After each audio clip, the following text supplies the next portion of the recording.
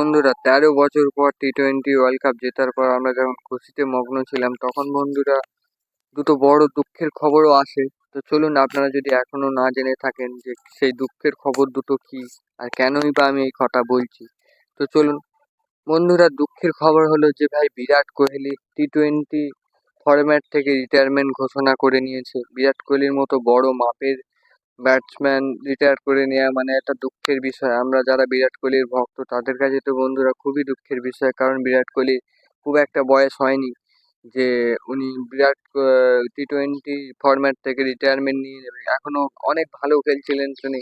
আজকের ম্যাচটাও উনি টি-20 ওয়ার্ল্ড কাপটাও বন্ধুরা আজকে ওনার জন্যই আমরা জিততে পারলাম। তারপরেও যেহেতু ঘোষণা হয়ে গেছে, তখন সেখানে আর কিছু বলার নেই, তার ওনার ব্যক্তিগত ব্যাপার। তো বন্ধুরা ধন্যবাদ, আপনি খুব ভালো সার্ভিস দিয়েছেন, অনেক খুশি, অনেক মজার মুহূর্ত দিয়েছেন, তার জন্য আমরা খুবই খুশি হয়েছি, ধন্যবাদ।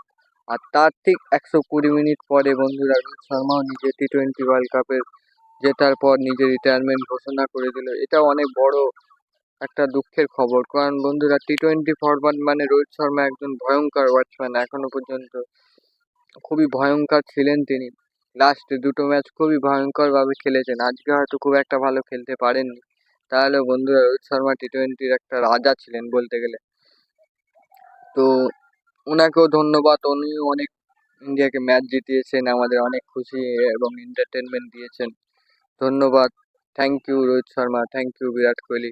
ধন্যবাদ বন্ধুরা আপনাদেরও, যারা এতক্ষণ আমার ভিডিওটা দেখছিলেন। আর যদি বন্ধুরা ভালো লাগে তো লাইক, কমেন্ট, সাবস্ক্রাইব করে দিয়ে যাবেন। ধন্যবাদ।